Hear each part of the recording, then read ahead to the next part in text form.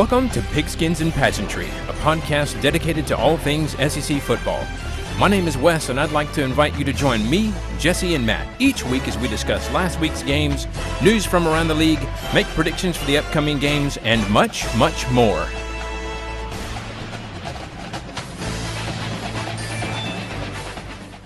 What's up, everyone? It's Wes. On this week's episode, we'll talk about a rivalry week that didn't disappoint, the coaching carousel, transfer portal news, the latest CFP rankings, and make our predictions for the only SEC game coming up this weekend. So we got a lot to talk about today, and we'll get through it. And I'm privileged to do it with two of the best co-hosts in all the land.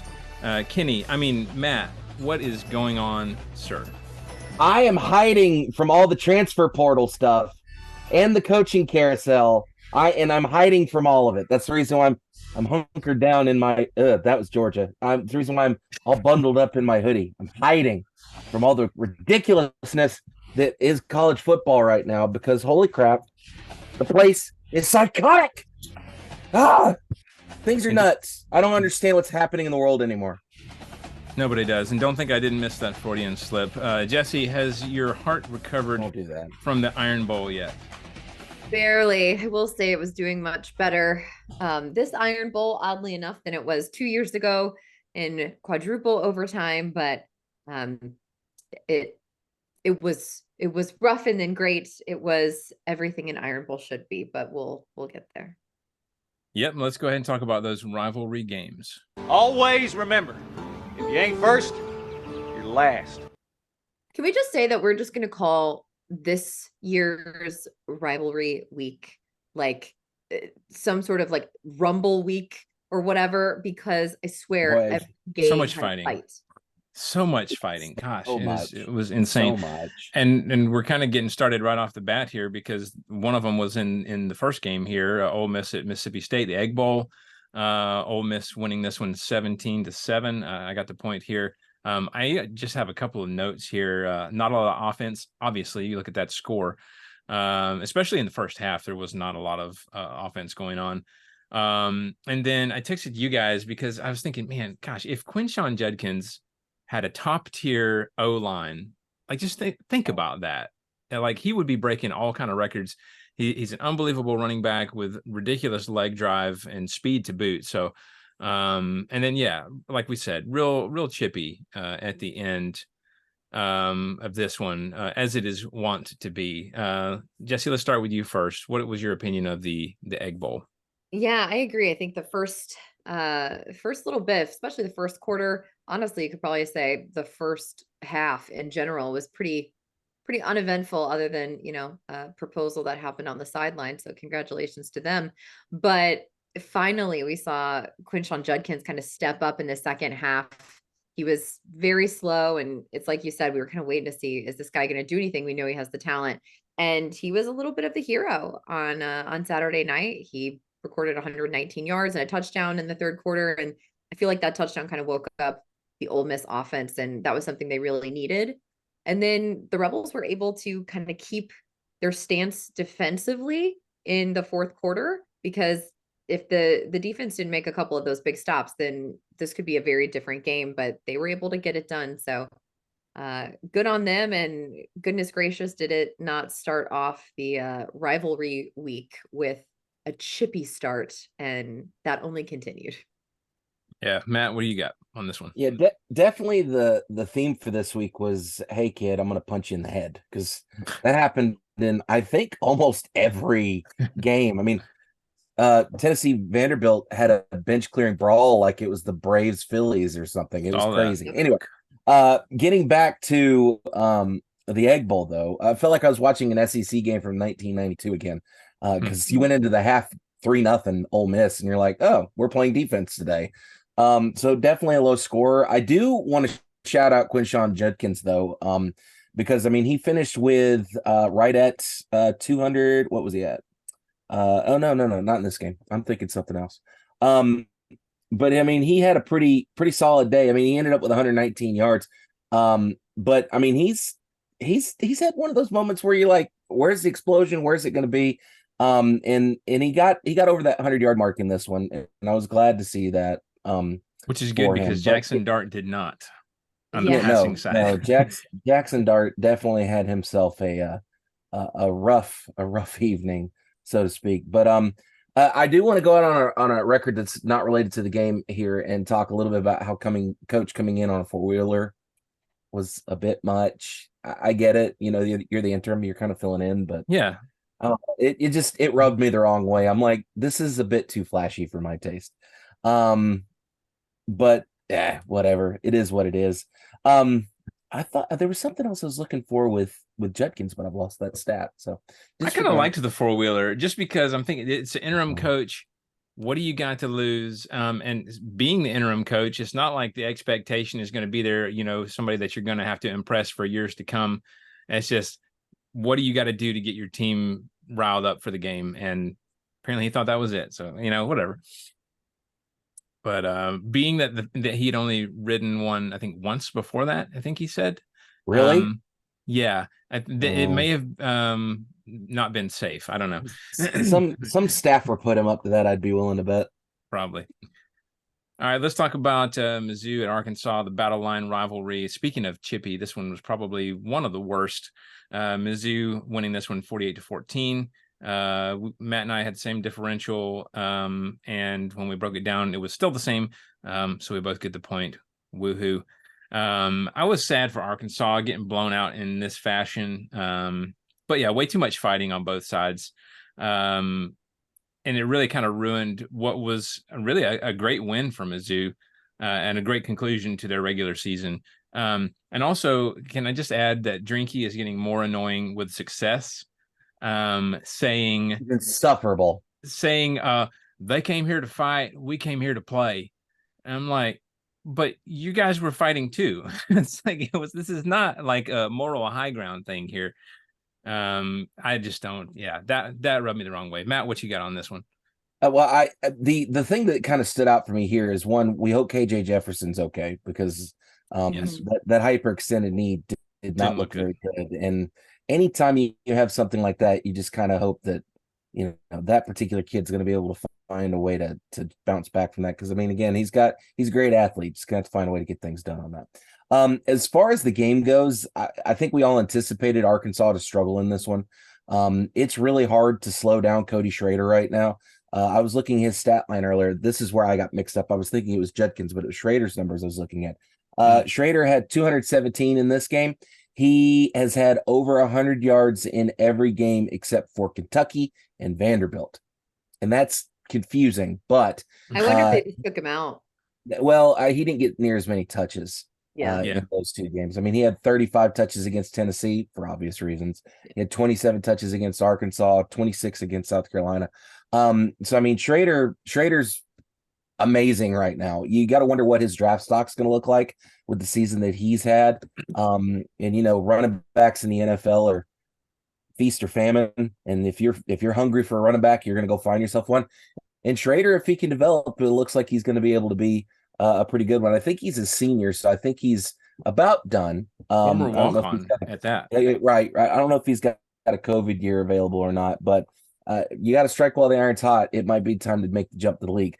On the note about Drinky, I do want to put out there that Missouri's had a great season. I think we all can admit that, you know, we weren't expecting Missouri to be competitive this year, let alone look like they have. It reminds me a lot of how Tennessee was last season, you know, high-powered offense, able to get some pretty big marquee wins, come up a little short against the big dogs, no pun intended. But, you know, the difference between Tennessee of last year and Missouri of this year, I think, is that Heupel was a lot less awful and a little bit more palatable than what we've seen out of Drinkwitz. Drinkwitz has just been – Drinkwitz reminds me, and the Missouri fans are going to hate me for this, but I'm going to say what I'm going to say. I'm going to say it with my chest, in fact. Drinkwitz reminds me of that nerdy kid that got picked on and picked on and picked on and picked on, and then somehow he finds a way to get back at the bullies, and so he's been running with it ever since. And he's just become, like you said, Wes, insufferable. And You've seen the movie? I hate it. I hate it so much. He reminds me of the dean in Old School. The movie I've only seen that once in a long with time. Vince Vaughn and Luke Wilson, I know which Great one you're movie. talking It has been about, a but I while for haven't me seen too, it. though. Yeah, the dean was like somebody they used to bully, and they're like, he comes in and he's like, you can't have Oh this house. Like, yeah, just he's insufferable. Yeah. He reminds me of that. yeah. And that line about we came to play football and they came to fight. Shut up, Drinky. You're between that and the standing on business stuff last week. He's awful. But he's just awful, searching terms on Urban Dictionary. It's I guess. but yeah, that I don't know. It's like when someone gets a hint of success and they become, like you said, insufferable because of it. You're just like, dude, you don't know how to handle it. Anyway, obviously we've made it clear how we feel about that. Let's move to Kentucky at Louisville, the Governor's Cup. Kentucky winning this one 38-31. Nobody got the point here because, well, unfortunately, we didn't have confidence in good old Kentucky. But yeah, this one also started off on a chippy note with some jawing, some tense moments, some fighting going on. The game itself went back and forth, and late in the third, I thought Louisville had this one sewn up, and then Ray Davis went beast mode, scored 3 touchdowns in the last 17 minutes of the game, 2 receiving and 1 37-yard rushing touchdown. So clearly putting the team on his shoulders and getting it done. Jesse, what do you think about this one, the Governor's Cup? I feel like maybe me continually saying like Devin Leary ain't it. Maybe that got to them. You're welcome, by the way. He had a decent day. I mean, he was 12 for 22 with 206 yards, 3 TDs. He did have an interception, but I think, like you said, the story here is Ray Davis. He set the program Seagull season total touchdown record. It's like you said, he found the end zone 3 times in the win, and his game clinching like 37-yard score. Scored for the 20th time this year, passing Benny Snell, as some of us may remember from 2017. So good old Benny. I know, he was great. Huge day for Kentucky. I think they were finally playing a wholesome football where they had, the offense was clicking, the defense was clicking, and special teams. Everybody played their role in that victory, and that was huge because I don't feel like we've seen them this season play that much of a cohesive and comprehensive game. So they did well there. And if you look at, total yards, they were kind of blown out by Louisville on total yards, but Louisville also had 3 turnovers and more time of possession. So they were just clicking and getting on and off the field when they needed to. Yeah, and so Ray Davis, with that performance, he went over 1,000 yards for the season, which makes this is his 3rd team that he's gone over 1,000 yards with, if I'm not mistaken, because they were talking about was it Temple he was with, and then Vandy, and now Kentucky. He's had 1,000-yard seasons for all 3. So look at that. I'm sure his draft stock is going up as well. Got to be pretty high up there too. Yeah, exactly. Matt, what were your thoughts on this game? I didn't have a chance to really watch this one. I don't really have a whole lot to say other than this is a good comeback for Kentucky. Anytime you can beat a top 15 or in this case, a top 10 team, it makes you feel pretty good about yourself. And so I would imagine that Kentucky's feeling pretty decent with where they are right now. I mean, Louisville's not a bad team. 7-5 on the season. Obviously, you want to be probably about 8-4, maybe 9-3 if you're Kentucky, but you'll take what you can get. I'm sure that, and again, we'll talk about the coaching stuff here in a second. But if I'm a Kentucky fan, I'm feeling a little bit better about life today than I probably was a week ago. Well, that is a good point for sure. And yeah, we'll lots of carousel stuff to talk about coming up shortly. Let's go ahead and get to Texas A&M at LSU. LSU winning here 42-30. We had the same differential again, but Matt got the point here, so good job, Matt. A&M led in the 4th quarter here, but then we talked about Ray Davis taking over a game. Well, Jaden Daniels did what he's been doing for most of the season, and that's taking charge of football games, passing for 3 touchdowns in the 4th quarter and 4 overall. Add to that another 120 yards on the ground, and he just continues to impress. I mean, I know Jaden Daniels isn't playing in the SEC championship, but do y'all think he has a shot at the Heisman? Matt, what do you think? I think if you look at who all is involved with the Heisman this year, I think he's got to be top 3 easy. But again, I think if you go back and look at our our previous episodes, everybody knows how I feel about the stupid Heisman. Literally the worst trophy. That is the most pointless award outside of the Big Ten or Notre Dame. But as far as should he win it, when you look at his numbers, it's pretty convincing he should probably definitely be in the running for it. They showed a stat before that game, the game against A&M, and his numbers are actually better than Joe Burrow's numbers when Joe Burrow won the Heisman. That by itself should cement him in the running, because Joe Heisman, who the heck? Joe Burrow, Joe Theismann. Joe Theismann. Joe Burrow had one of the best seasons a quarterback could ever friggin' have, and he ended up winning the Heisman. And I think if LSU had not lost to Bama, and if they were in contention to get into the playoff, he'd be a shoo-in for the Heisman. But again, the Heisman's stupid, and if your team's not in the national championship conversation, you don't deserve a Heisman. So yeah, there it is. Popularity contest for sure. Jesse, it is that. I think he's absolutely one of the top contenders for it. I would dare say a front runner for it. There's just nobody that I can think of. I mean, obviously Brock Bowers is one up there as well, but it's hard to deny his numbers and the impact that he has on his team, right? Like Georgia still won without Bowers. You take Jane Daniels out of any of these equations, LSU doesn't win. He is truly that pinnacle player. So it doesn't matter to me that he's not going to be in a national championship. And I don't think that the committee is going to care either. I think he'll get the votes if his name is up there. So if he doesn't win it, he's top two. He has to be, because I just don't know who else they would say is they're going to find a way to give this to Bo Nix, I have a feeling. Oh yeah, that's true. I just have a feeling, because if They've it's been not the Big Ten, they want to give it to somebody in the Big 12. If it's not the Big Ten, the Big 12, they're going to go with the Pac. That's just the way the Heisman's always worked. They do like some Bo Nix. So I don't know, because I look and like, it's like you said, Wes, the first 3 quarters of this game was A&M on this one. You know, they came in and they were able to execute their game plan exactly how they should have. They contained Daniels, they limited his touches, they really controlled the clock. But it's like in that 4th quarter, he really took charge. And he made sure that he was dominating the field, you know, running it, connecting with Neighbors and Brian Thomas Jr.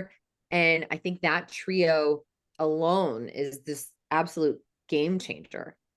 Daniels led the Tigers to 3 straight touchdown drives in the second half to kind of break away and get that victory. So for me, he is absolutely not only a standout player, but one that if you take him out of the game, this doesn't happen. And he was 16 for 24, 235 yards and 4 touchdowns, 11 carries for 120 yards. That's the quarterback. And it's just insane to me to see this young man perform. And I am hearing some rumors on the NFL front. Right now, the Patriots are not happy with Mac Jones, which of course, as a Bama fan, hurts my heart, but also as a Patriots fan, I get it. We do have Bill O'Brien at OC, which again makes me want to throw up in my mouth a little bit. But they are trying to get Mac out. Yeah. Belichick was trying to get him out over the summer, and certainly trying to get him out now because our record is laughable, abysmal, awful, and terrible, the worst. And it sounds like, based off what I'm hearing, that Mac has kind of lost the locker room as well. But I'm wondering, and I'm starting to hear whispers that there could be a play by the Patriots to get Jane Daniels in the draft. Can you imagine what kind of, and this is not an NFL podcast, but can you imagine what a weird world we live in where Bill Belichick might be on the hot seat? Right? Yeah. That just, it's weird. My mind is blown just thinking about that. So I know. All right, well, let's get to probably the most exciting game of the day. That was Alabama at Auburn, the Iron Bowl. As you said, doesn't disappoint. Bama winning this one 27-24. Jesse gets the point here. Bama looked really bad at the beginning of this game, but 0 turnovers for the Tide, and Milroe playing well enough. It got them back in it. That last play, Have mercy. I do not get Auburn and their Mhm. strategy in the end. Like, you only rush 2 with a spy. Like, what's he going to do? On that concentrated, congested field, he's not going to run at 31 yards for it. Why do you spy? I don't get that. I Hold don't on. Yeah, know. I we're don't mind the spy. Go Yeah? ahead. Go ahead. Okay. All right. We'll get there. Then on the back end, the defender's by himself with no help. And Isaiah Bond might have gotten away with a little bit of a push. A little? But still, the defender should not have been in that position. He should have had help. I mean, like, how do you leave one person over there? So I know Hugh Freeze and the coaching staff are still having nightmares about that decision. Granted, there's a lot more that went on in this game besides that one play, but obviously because of the gravity of it, it's amplified. I don't understand it. Jesse, let's get your opinion first as the Bama fan, and obviously I know you've recovered and we're in a position where we can talk about it now. But what are your thoughts? I mean, this one was wild. I was very convinced throughout the game that we would lose this Iron Bowl, and I was like, just resigning myself to that fact.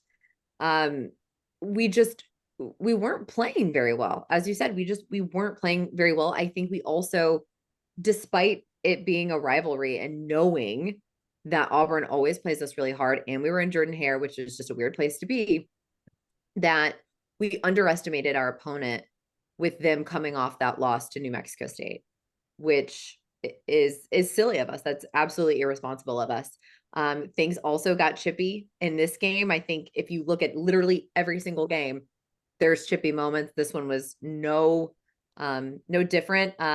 Also tackling our punter and shoving his face in the ground. Come on. I will say there was a funny meme about it though. It was like your older sibling tackling you, and then when your mom walks by being like, no, we're cool. We're just playing. We were just playing. It's fine, Mom.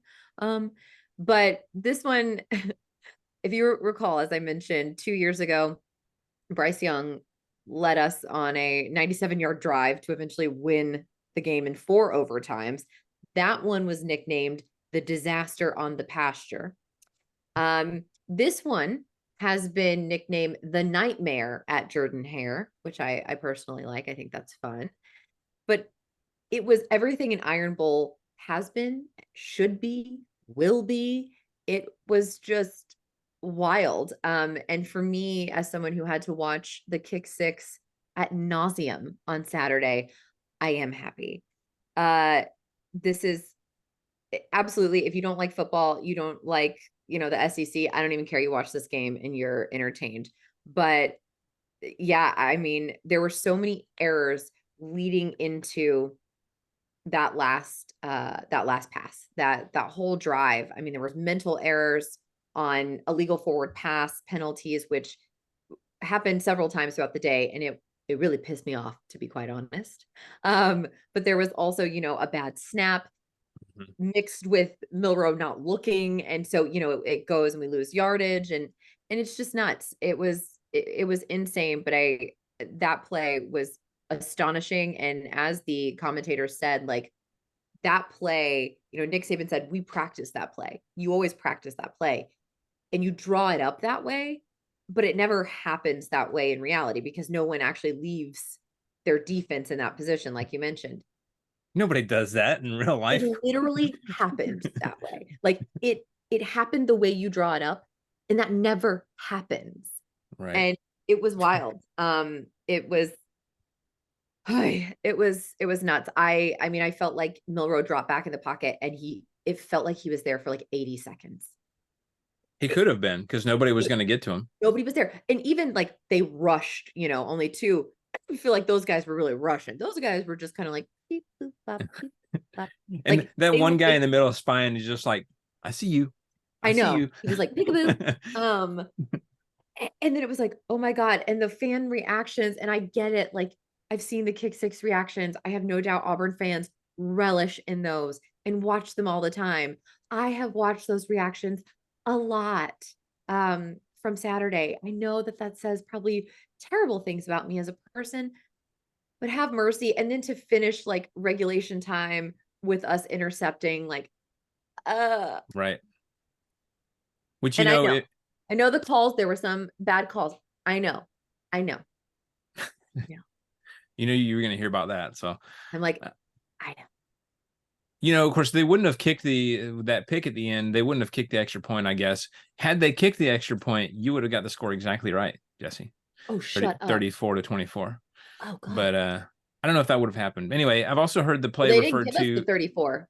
They didn't right. give I us know. that last one. I'm just saying if they had, I don't think they would have allowed that either. But I've heard it called 4th and a milli also. So, Matt, what were your thoughts on this one? He's like, I'm out. For those that can't see Matt. The chosen one. Oh, Auburn, baby, sweetheart, we need to talk about what happened here. Auburn has them dead to rights. They have them dead to rights. Late in the fourth quarter, all you got to do is field a punt. Why can't you field a friggin' punt? One punt, one. All you had to do is field it, and it went right through his hands, and the ghost of Bear Bryant kicked his legs out from under him, and it just dribbled onto the field. It's ridiculous. It's absolutely ridiculous. That might be one of the worst muff punts I've ever seen in my life in terms of the impact that it had. It completely switched up everything going forward in that game. But in Auburn's defense, they make a defensive stand. You get it into 4th and 6,000 yards. And then you give up. Just what are we doing? You rush 2 guys, only 2 guys against Jalen Milroe when you know he can drop it on a dime. Like, again, I feel like they more like tiptoe pranced. It wasn't much of a rush. You're right. And they weren't in a hurry to get to him. And Wes, going back to the spy thing, I had no issue with them leaving the spy on. That's fine. I don't see a problem with that. Jalen Milroe has showed you that he'll nuke you with his feet. He almost did it on that, was it the 3rd down or 4th down where he got popped real good going towards the first down marker? He got like 30 yards on that play. I get it. I understand the spy. But on that side of the field, as soon as he makes that break past the line, the field's going to crash right in, and I just don't see it happening. I get it, but at the same time, I don't understand if as a safety, and I've never played secondary, so I'm only speaking from an outside perspective here, but as a safety, you got to be able to like watch his eyes and see that he's looking in that corner before he throws it, and nobody's running to that corner. And Bond, again, I feel like that was a push off. I mean, I'm not mad at the no call because, you know, let him play, but it looked a little bit like a push off. His momentum was kind of hurt by that arm out there, but it was just that play shouldn't have happened. It shouldn't have happened. Auburn should have won this game. I told y'all last week in the comments, I had a feeling this game was going to be an upset, and it was primed for an upset. And now the door is open for Bama to find a way to get into the playoff if things bounce the way they need to bounce for Bama. And it's mind-numbing. It's absolutely mind-numbing. I don't know what sort of voodoo or deal with the devil that Nick Saban made, but holy crap. It's nutso. But on a separate note, now that I've ranted about that, I want to go on record as saying this too. I saw some people on the Twitter, not that X crap, on the Twitter. They were comparing the game to the Iron Bowl and saying that the game is a better rivalry than the Iron Bowl. To which I would say, you're full of crap. You're wrong. Your opinion's bad, and you should feel bad, because I hate Bama with every fiber of my being. Let's not mince words here. I don't like them. I have never liked them. I've never cared for them. I don't really love Auburn. I only love Auburn. I only like Auburn in the aspect that if Auburn's good, it usually means Bama's struggling, and it's that whole proxy thing. There are 5 other rivalries ahead of Michigan and Ohio State. I'm sorry, it's not an exciting rivalry. Big Ten rivalries have never been something to get excited about and something to write home about. Now, again, I am slightly biased because this is an SEC podcast, but man, just so many good games, so many good moments. Don't sit here and pretend like the game is the only rivalry that matters, because it's definitely not. Well, even so, if people don't believe you, just listen to one of the coaches from the rivalry itself, the game. Did you see what Harbaugh said? I think it was today, No. or he said that the rivalry is largely contrived, and they really just sort of blow all that stuff up so people will watch it on TV. Is what he said about Also interesting. his own team's rivalry, right? It's interesting too when it comes to rivalries, like, and I know there are rivalries that cross state lines, but I feel like when they're in-state rivals, good gracious, it's because you're constantly seeing those fans. You're seeing the people that, like, if you're from that state you went to high school with, they're going there, you're going there. It's just in-state is just deep. That's why I despise Georgia more than any other team in the world, is because you're I around live them. in Georgia. I'm around them constantly. West I is don't the even only one I know- can stomach. I don't And even look know at what I. Oh, go ahead. No, go ahead. Excuse me. Look at the reaction of Herb Street and Chris, whatever. They were calling Fowler, yeah. Fowler. Chris Fowler, yeah. They were in the box. Yeah. And they were watching the Iron Bowl because they're waiting for it to end. Their reaction is priceless. Oh, and yeah. that's to show you, and most of the sports writers too, and I know people think I'm biased, and I am because I'm a Bama fan, but this game always has something wild. Mm-hmm. Yeah.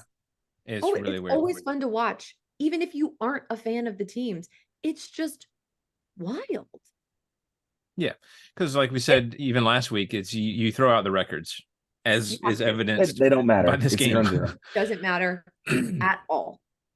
Yeah. By the way, other educated, enlightened fellows on the Twitter were also dragging Herb Street and Chris Fowler for being biased, getting so excited watching that game. I think And they I'm were like, just enjoying a good game. I think they're just two guys that love football and are watching a great game unfold. That has nothing to do with bias. That's just you projecting your own bias on them. So, well, that's a good point. Bugger off, as the British would say. Crazy play. I know. If you didn't react like that, then I would question if you have a pulse, right? Especially if that's your profession. I mean, that's like anytime you watch a top 10 moment on ESPN, if that's not your sport, that's not your team, whatever, you see like a top 10 moment, you're like, oh my God. Yeah. Right. 100%. That's not bias. That's just being a well, person.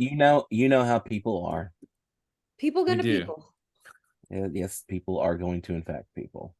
Yep. Why are you the way that you are? If I had $1. Speaking of in-state rivals, Vanderbilt at Tennessee. I know it's not. This is not a rivalry. This is a contrived, as Jim Harbaugh would say.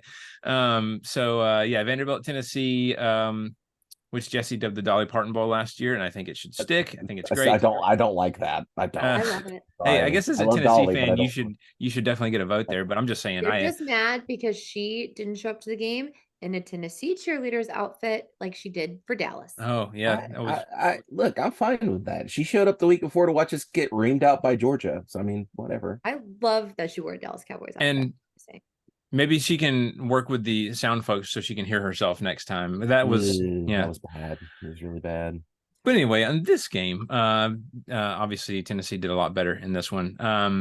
The UT winning this one 48-24. I got the point here. A little bit more offense than expected from Vandy here, but still a blowout as we expected. Matt, what do you got here?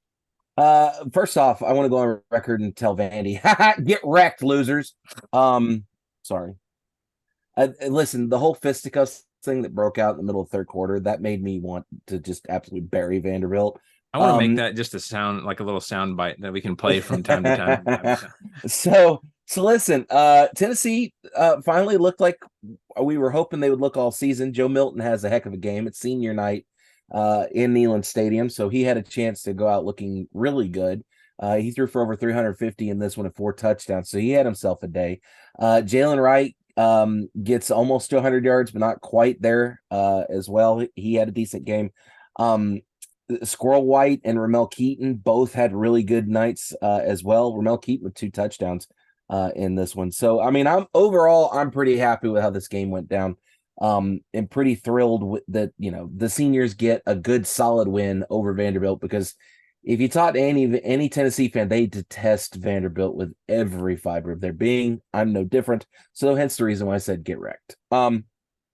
something that's popped up over the last couple days. After that last performance, apparently Joe Milton's stock is starting to come up.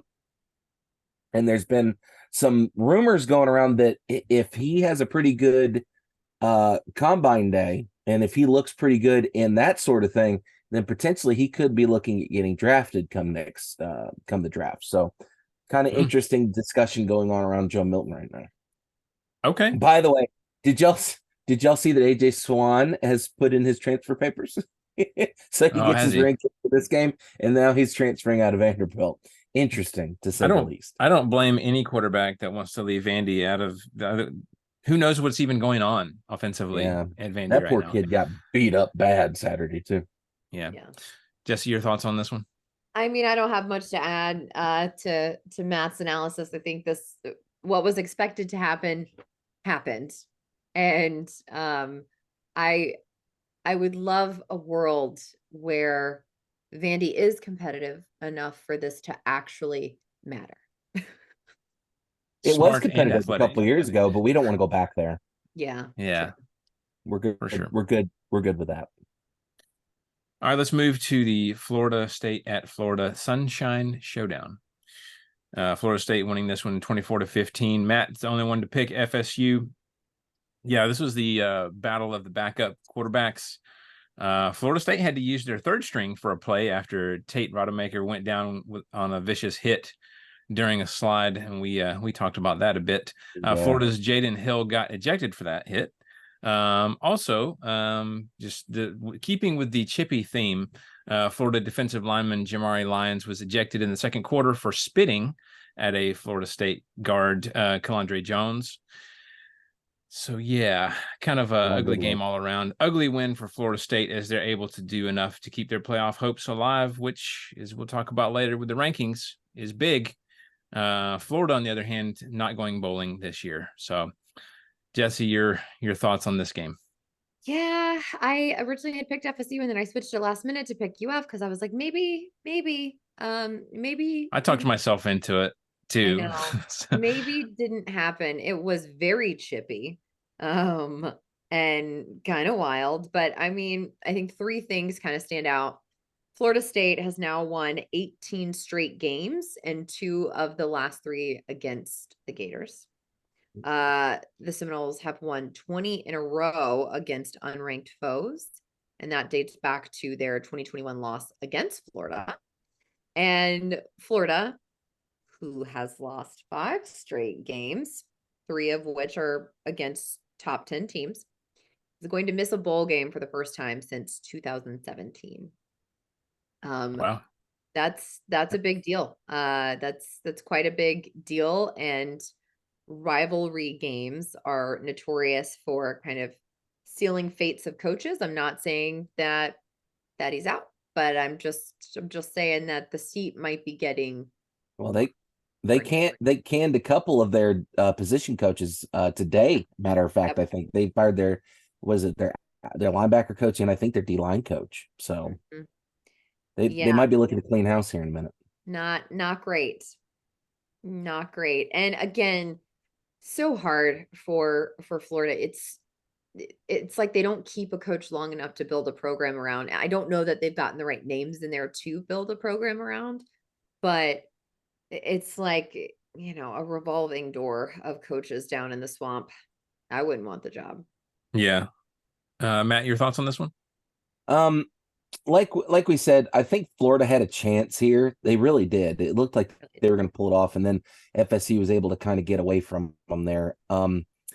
Which stinks for Florida, but it's good for FSU. That keeps those playoff chances intact.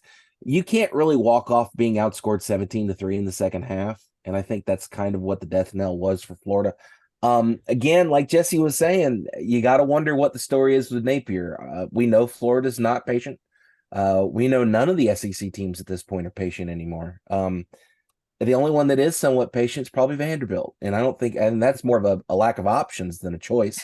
So I think we're potentially looking. I think they're going to give him one more year. Obviously, I think he's going to have to make some adjustments and bring in some new coaches, and we'll have to see how things pan out for next year. But yeah, Florida not going bowling for the first time in what, 6 years? It's a little Yeah. rough. A little rough. You know, it's almost time to use that word we liked last year was regression. Maybe that was the year Mhm. before. I don't remember, but I do feel that was the We case. used that with Barry Odom's last year at Missouri, so that was 2 years ago. 3 years ago. Yeah, I think we even used it with Drinky because, as we said, Oh, we were a that's right, little we bit did last shocked year. with Mizzou this year We've because used our it with expectations weren't. A&M. We've used it Yeah. with Jimbo. No, Because that's true, yes, that's too. right. Because A&M was historically bad, dating back to the 70s last year. So Yeah. all right, let's go ahead and get to Georgia at Georgia Tech. Clean, old-fashioned hate. It's going to be hate. Might as well be clean. Georgia winning here 31-23, and Matt gets the point here. So yeah, I was texting you guys. We had receivers Bowers, McConkey, Ra Thomas, also starting offensive guard Tate Ratledge out for this one, who got hurt in the Tennessee game. It kind of felt like playing offense with like one arm tied behind your back, because I was out there playing offense, but you know what I mean. But Dominic Lovett had some big catches. Kendall Milton had a career night, rushing for 156 yards and 2 touchdowns. On the other side, Georgia Tech showed a much improved offense, and statistically, I think they are the most improved offense in terms of, I think it was yards. They are actually the most improved offensive team offensively since last year. And Georgia really struggled to stop Haynes King on design runs, which will be a talking point for later.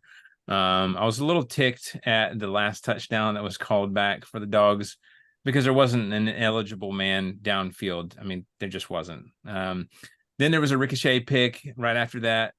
Tech marched down the field, scored a touchdown of their own for 14-point swing. Yes, I'm biased. I'm a homer, whatever. So that scoreboard to me is a little deceiving. Obviously, a win's a win. I'm not, that mad about it. I'm just saying minor gripe in the end as Georgia wins with many of the key playmakers sitting out. Matt, let's talk to you first about this one. What was your thoughts on this one? You just saw me yawn a second ago, and that's pretty much what I was doing in this game. First off, again, like I said earlier, I had to test everything about the University of Georgia. They're low down, they're awful, they smell funny. I don't like them. With that being said, I will admit that Georgia is a really good football team. I think we've seen that. I mean, you saw how they boat raced Tennessee a couple weeks ago. I was not expecting it to be as close as it was. It was a nice surprise. And granted, Wes, you were right that there was a bit of a 14-point swing there, but that doesn't negate the fact that this rivalry actually had something to it a little bit. It's still a little bit of a snoozer.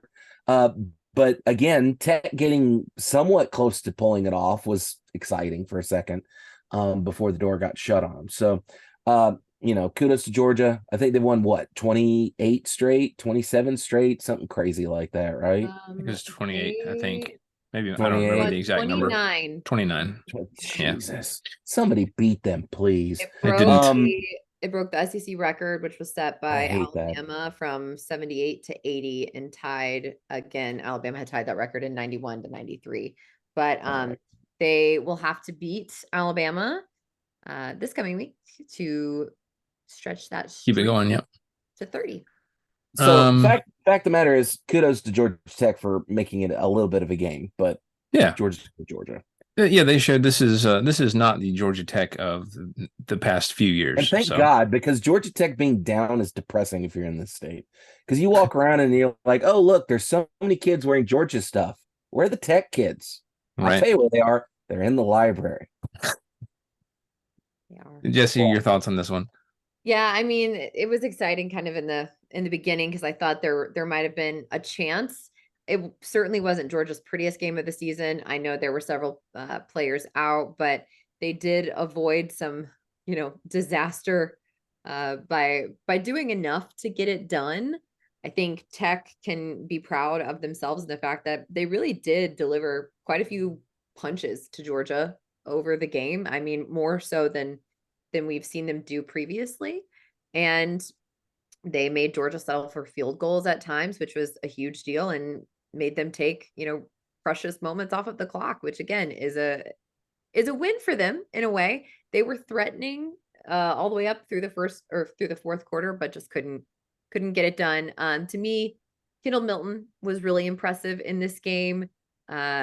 he kind of had to step up, with several guys out, and he had 18 carries, 156 yards, and 2 touchdowns. So that's awesome. I think that's another, even though he's a senior, that's another person that they can kind of lean on should they continue this win streak, which I hope they don't. I hope that ends this weekend. For obvious reasons, yes. All right, let's go ahead and get to the final game of rivalry week, and that was Clemson at South Carolina, the Battle of the Palmetto State. Clemson winning here 16-7. Yes, Matt, the only one to pick Clemson, so he gets the point here. Such an ugly game. So for Clemson, this is their first win without an offensive touchdown since 2014. Their only touchdown of the game was a backwards pass by Spencer Rattler that bounced off Xavier Legette and was scooped up by Khalil Barnes, who ran it 42 yards for a touchdown. Spencer Rattler was held to a season low 112 yards in the air with a pick. And it seems that South Carolina will not go bowling this year. Although I did learn that they have an outside chance if there are not enough 6-win teams to fill the 82 bowl slots. Jesse, what are your thoughts on this one?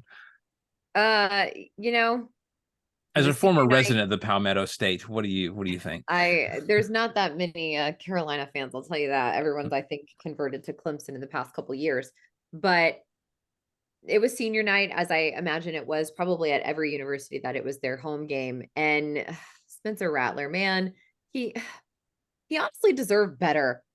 He can return next year. He has that COVID year, but I would be very surprised if he did. He kind of ended things by saying his thank yous. And I do want to read one of his quotes that I thought was really sweet.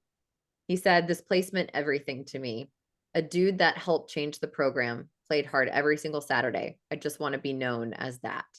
And I think he will be in Carolina. Absolutely. I think the feelings that people had about him at Oklahoma, booing him when he walked out, are not the same as the way that people feel about him in Carolina. He truly was the only person doing anything on offense, and he put himself in some situations on plays that he probably shouldn't have. And he did that because I think he knew that if it wasn't him, there was nobody else that was going to get it done. I also think a lot of people are looking at their offensive coordinator and trying to figure out why he didn't do more. But if you look at Carolina, they have no O-line, they have no run game, and it's really hard to kind of do edge runs or screens or anything like that when there's nobody to make plays. The talent just wasn't there. So it was, if you're a Carolina fan, not great. I don't know. I think they'll probably be patient with Beamer for another season, but it is going to be interesting to watch the relationship between Carolina and Beamer, because they're not making a bowl game. Is the performance last year enough to kind of keep them patient with him? I don't know. Matt, what do you think?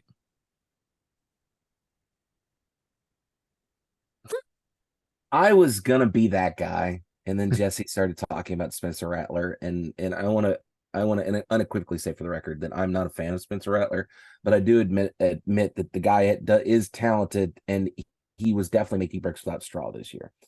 Yeah. And I was going to be mean and gloat about the fact that there were people that were saying that Beamer's better than Heupel, and the whole flying a message over Tennessee's bowl game and saying enjoy your bowl game, and just generally just being awful. I was gonna be that guy. But I've changed my mind. I've matured. I've decided I'm not gonna do that. So I'm gonna be really analytical here. Dabo finds a way to get this thing done. Not a pretty game at all. I want to know what in the world's happened to Cade Klubnik. Because last season when he took over for DJ, I forget the kid's name now. Thank you. They were saying he was going to be the next coming of God at the quarterback position. And I mean, he went 15 for 27 for 100 yards in this game and an interception. Like he has not looked great. I don't know what the story is there. I would like more information. Yeah, just a bit. I don't know what this means going forward for Carolina. Again, you take away those two big wins against Clemson and Tennessee last season. I feel like Beamer hasn't done a whole lot. I feel like he's kind of hung his hat on those 2 wins. And I saw part of his post-game presser, and he seemed very surly and kind of very confrontational. He's always surly these days. That's true, but I don't feel like that's the recipe to be successful at Carolina. And I don't foresee, and we go on and on about, and we'll talk more about it in a second. We go on and on about these people, about not giving him enough time and making sure they're the right. It doesn't look good. I feel like if they don't make another bowl game next year, they may give him his walking papers. But there needs to be some progression made somewhere. They're going to have to find a run game, like Jesse said. They're going to have to find some linemen somewhere. So the portal's out there. Go find you some, I guess. And maybe with Clemson being not as top tier as they have been in previous seasons, maybe that'll help them with in-state recruiting. I don't know. Maybe. How many 5-star blue chips are you getting out of Carolina, though? Not a lot. I mean, not a lot. Honestly, and that's nothing against the state of South Carolina at all. It's just you look at where big linemen are from, and it ain't Carolina. Yeah. And that's actually my bad. I was talking about Dabo. We're talking about Surly a lot lately, which is true. But he's been more cheerful lately, but there for a while, not so much. All right, so that does it for all the games from last week. Current pick'em standings, I've got 44. Matt has 36. Jesse has 26. We have plenty more games with more weighted points in them. Let's talk about a little bit of news. Well, a lot of news. Lots of news. Yeah, so here it is, all of it. Let's go with the first one. Texas A&M hiring former DC Mike Elko, who was the defensive coordinator responsible for some of Jimbo Fisher's best defenses. Odd note here, Aggies athletic director Ross Bjork said last week that Texas A&M is not an 8-4 job. But in Elko, he's hiring a coach who averaged 8 wins in 2 seasons at Duke. So obviously, Elko knows A&M, so that's nice. Recruiting standpoint, that's nice. But was this settling for A&M? Did they settle here? What do y'all think? They might not have a lot of budget. I think that's fair. No, they've got plenty of money. They got plenty of money. They got lots of it. Was this settling though? Do y'all think this was settling? Do you think that they could have done better? I'm not as worried about who they get at defensive coordinator as I am who they get at head coach. Because there was a lot of rumors flying around this weekend about who was going to take the A&M job, and it ranged anywhere from Stoops to Ryan Day to Kirby. Yeah. There was talk they were going to throw the bus at Kirby too. I didn't think that was going to happen. Like, okay. I don't know, man. You back up the Brinks truck. He may, but I mean, it's not like he's getting paid, a pittance at Georgia. So I don't know. I can tell you that I'm shocked because when they fired Jimbo, and I knew we've known this is coming for the last 2 seasons or so. We knew that Jimbo was probably going to be out the door. I assumed that when they pulled the trigger on firing Jimbo, they already had somebody lined up. Yeah. I did not expect it to be Mike Elko. Bless his heart. And it just doesn't make sense to me. Like if you want to go for a home run hire, then just keep Jimbo until you can get that home run hire. It doesn't make sense to go ahead and pull the trigger. You're going to pay him anyway. Right. I don't get it. The whole thing's weird and it just doesn't make any sense to me.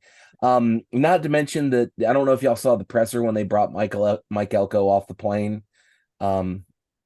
It's just weird. It's so weird. And it's such a weird waited till bowl season was over, because I feel like that's when majority of hires and fires happen. Yeah, I mean, I still don't know who they would have gotten. Right. But I don't know who they would have gotten either, but it definitely has the feel of settling, being that we know that there were at least a few other offers that were made that did not work out. And so, Yeah, like the Stoops thing, just the yeah, pulling that at the 11th hour, and then him coming out Saturday night late and saying, I'm staying at Kentucky. Just this whole, like, I thought that when Tennessee got rid of Pruitt, and there was rumors. No, I'm sorry, not when they got rid of Pruitt. When they got rid of Jones. yes, when they got rid of Butch, and then there was the talk that they were going to bring in Shiano, and then Mike Leach was involved. Like, that whole thing was nutso. it does reek But of that kind of at least thing. it kind of made sense. Nothing with A&M has made sense. Yeah. And it happened so fast.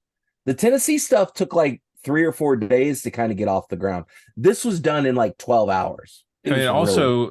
it also seemed as if maybe there was some reaction to the Stoops talk. Yeah. And there that was a why they reaction. backed All off. right. There were Which, a like you lot said, of was people like really Shiano. upset about that. Yeah. Well, I wonder But- too why they didn't wait. Conference realignment is happening and it's crazy, and you have other schools going to other conferences. Yeah. Surely some of those coaches want to jump. Surely some of them are like, I really would rather not coach in the Big Ten or the ACC. I'll come coach in the SEC. At Texas, where I have Texas A&M, I have so much money. Sure. Right. You could have gone after Oregon's coach or Washington's coach or any of those. Like, any of those would have made sense. No offense to Mike Elko. This makes no sense. Yeah. I mean, Duke hasn't made any kind of waves in the ACC, so why are you going after him? I know winning at Duke is hard, but Duke is not a football school, and to average 8 wins at a basketball school is pretty good. But yeah, I think it was. Is it worth firing Jimbo Fisher and then backing up the truck again? You're trading a one underwhelming coach for another one that may not end up being overwhelming, but you just don't know. It's a big variable. And if you're going to do something like that, like you said earlier, you would hope that they have something for surefire lined up. And it was Ed Ogeron was probably still looking for a job. Heck, Yes. Malzahn might have been looking for a job, Yeah. We need Coach O back in the SEC. It just needs to happen. Yeah, we do need that badly. We may get it before too long. They may end up firing somebody at like Florida or Carolina. I was going to say, he may end up in blue and orange. He'd be a good fit in it, Florida. Oh, that means I'd have to hate Coach O. I don't like that idea. No, never mind. I know. The range of emotion there, Matt, from joy to around so many alligators. He really would. From one swamp to another. Maybe he can go to Oklahoma when Oklahoma's coach leaves in the middle of the night, like the last one did. Yeah, that's true. Oh, they could have gotten Lincoln Riley. They haven't done so well at USC this year. Well, yeah. I bet Lincoln Riley's wishing he'd kept his butt in Norman. Anyway, go ahead. All right, continue. Let's talk about Mississippi State and the next coaching hire. They've announced that Oklahoma offensive coordinator Jeff Lebby will be the new coach at Mississippi State. The school announced on Sunday. Lebby has been the offensive coordinator for OU, Ole Miss, and UCF, specializing in up-tempo, high-scoring offenses. How do we feel about this kind of hire at Mississippi State? Interesting. We'll see how it pans out. What do you think? Listen, anytime you're bringing in an OC or you bring in a DC, it's an unknown quantity. You don't really know what you're getting. Sometimes when you bring them in, it works out really well. I'll give you a great example of this. Alex Golish, who was the OC at Tennessee last season, went to Southern Florida, I think it was. And that was a team that's won 2 games in the last 2 seasons. And they finished, they got 6 wins this season. They're going to a bowl game. In that case, it works out. But then sometimes you end up with these guys that come in and they're just flashes in the pan and they don't do a whole lot. We know Mississippi State's hard to recruit for. We know Mississippi State is not easy to get blue chip recruits to come to. Occasionally you get them. And now with the news of your quarterback leaving, it really makes me worried because Will Rogers, and we'll talk about in a second, just announced that he's getting into the portal. I don't know. I don't think this is a great fit. I almost feel like you'd have been better off bringing back Dan Mullen, to be completely honest, because that was on the block for a second, and then that fell off. So I don't know. I hope it goes well, but my hopes aren't very high. Yeah, I mean, for them to make a splash bigger than Mike Leach. Oh yeah, that was. Yeah. I don't know that that'll ever happen again at Mississippi State. I mean, at No. least not in the near future. But I for this instance, I love the hire. They need an exciting offensive mind, kind of in the vein of like we saw with Mike Leach. It's tough to, like you said, it's tough to recruit in Starkville. Anything to draw players there, like an exciting offense, I think is going to help. So I mean, that's what they needed. And if you looked at their offense this year, you saw exactly what they needed. They needed some kind of boost there. And so that should definitely be what they get. Now, like you said, obviously we were going to talk about Will Rogers, but what are They're they gonna going to have do hit the there? transfer portal. Yeah, they're going to have Are. to, because they really don't have. I mean, you had Mike Wright now, unless they can figure out a way to make him work better in that system, whatever system he wants to use. That would be cool, but we'll see. All right, next in coaching hires, Arkansas rehires Bobby Petrino as the offensive coordinator.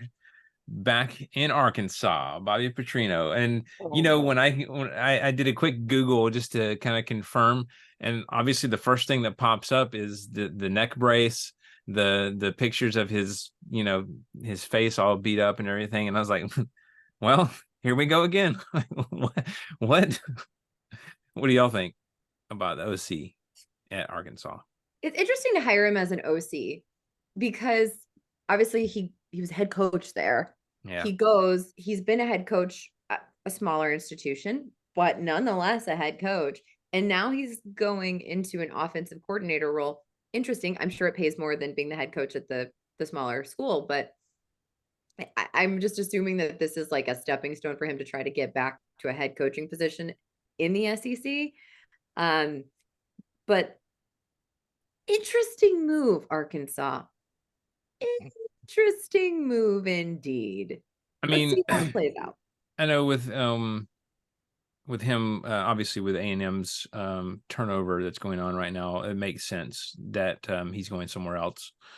But I think this is a good hire for Sam Pittman, who very much needs to make good hires at the coordinator position in order to help keep his job. So I think this is a good win for him as much as the team. So, Matt, what do you think?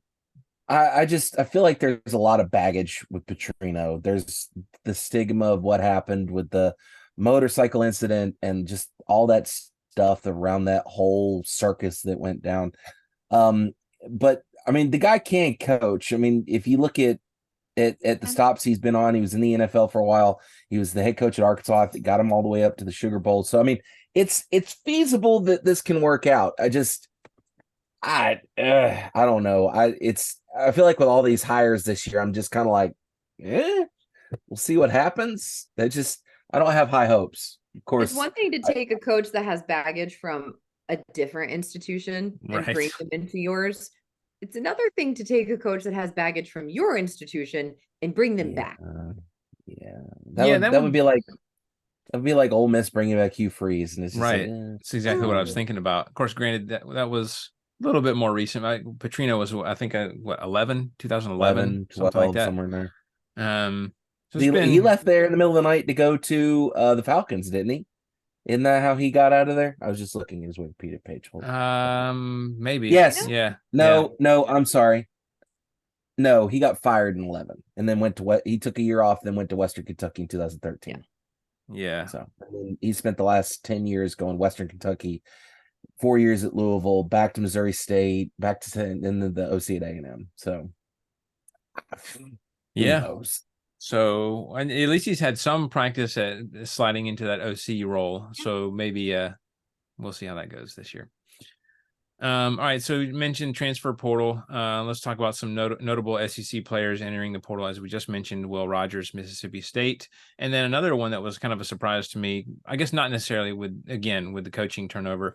Max Johnson at Texas A&M as a grad transfer has announced his intentions to enter the portal as well. And then have y'all heard of any others? I think we mentioned one just a minute ago. AJ Swan. Yeah, AJ Swan. Yeah. Anybody else that y'all can have heard? I mean, obviously, I know it's not official yet. Right now, it's just people announcing their intent So There's been a couple of offensive and defensive linemen. I know one of them from Georgia. I can't remember his name now. yeah, There have been a I mean, number of players in other conferences that have announced that they're leaving. The one name that's been rumored on Twitter was Dylan Sampson for Tennessee. That was, which is not a good thing because Sampson looked really good in the couple of times he got touches this year. And if he leaves UT's running back room, boy, he could vault because that kid can flat out run the ball. And that worries me a little bit, but that may just be conjecture. I've seen a lot of people shoot that down. So another one you I got saw, time of year. not SEC, is Van Dyke from Miami is Yeah. announced that what I saw from him, he looked really good. So, there's a lot of high profile players who are entering the portal. There was a wide receiver out of USC as well, or maybe one of the second wide receivers out of Washington, or somebody else that stuck their name out there too. Two So Michigan State quarterbacks. Well, there you have that coaching turnover coming. So right. that makes Utah's sense. Quarterback, Indiana's quarterback. Wait, Utah's quarterback put in the transfer portal too? Nate Johnson. Wow. A&M's wide receiver Raymond Cottrell. What a mess. Yeah. I mean, the updates are just like continuous. Right. As I say, we're getting into that other conferences, but right. All right. Well, we'll definitely continue to keep our eye on the portal. Let's go ahead and talk about CFP rankings that just came out tonight as we record just a couple of hours ago. As a matter of fact, with the new rankings, we have number 1, Georgia, number 2, Michigan, number 3, Washington, number 4, Florida State, getting in there in that 4th spot, number 5, Oregon, number 6, Ohio State, number 7, Texas, number 8, Alabama, number 9, Missouri, number 10, Penn State, number 11, Ole Miss, number 13, LSU, number 21, Tennessee. Obviously, we didn't do them all, but after the top 10, the rest of them SEC. Hold on a second. What? Hold on a moment. What? Why is Tennessee in the CFP top 25, but not in the AP top 25? Because the AP is a made-up poll. That's nobody That's cares about the AP. That's fine, AP. We gotta remember that. Isn't it weird how everybody is just so much paying attention to the AP poll, and then when the CFP comes out, it's like, who cares? So it is very stupid. It's pointless. Do we have any issue? Will there be any airing of grievances for this new set of rankings here? You already know. You already know how I feel about Michigan being right there. They've won every game. They just beat Ohio State. Where do you want to put them? They're cheaters. I want them ineligible. Allegedly. You have proved nothing, Jesse. Nothing has been proven. It's coming from the guy who hates Jim Harbaugh. I know. I want it to be you're ineligible until we prove one way or another. What happened to innocent until proven guilty in this country, Jesse? What happened to it? That's in a court of law. This is the court of football. The court of football. There's your episode title. The court of football is very different. There are different rules. Yeah, they really probably should be. And here's the thing. There is evidence. There was cheating. Yeah. And not just by like a couple of people offhand. It's many. And many coaches in the Big Ten saying, oh yeah, we've known about this for years. We've had to change our signals. Anyway. Cool. Could you guys have nice of you to let the rest of us know. Yeah. Yeah, like could you just put out a text message or something, or like a WhatsApp? Like what? Yeah. The only hang up I have here, I don't have any issues with Oregon being at 5. I do have a little bit of an issue with Texas. I feel like Texas should be the top ranked 1-loss team. I just feel like they should be. It bothers me that Texas could potentially win the Big 12 title and not be in the mix here. Because if Georgia wins and Michigan wins and Washington wins, and even like you're left out in the dark. And I feel like the Big 12 is a better conference than the Pac-12. And I feel like the Big 12 is a better conference than the ACC. I don't know. It bothers me that Texas is as low as it is because they went toe-to-toe with Bama. They beat Bama. I mean, yeah, they did. I don't foresee Texas being behind those Pac-12 teams. This is That's such just a tough thing for Florida State being there, because clearly they're not at full capacity, right? With their starting quarterback being out. They did what they needed to do to win last week. The committee has put them there. I mean, I guess saying that, if you get by with the win, we're just going to leave you there. Obviously, they're 12 they're and going 0. to get boat raced by Georgia. I mean, One yeah, I can mean, hope or so. really, I think any of those teams up there, because again, it's just if you're not at full capacity, you're just not going to be able to compete with the rest of these teams that are, with the exception of maybe Michigan, who has demonstrated that they're not a fan of the forward pass lately.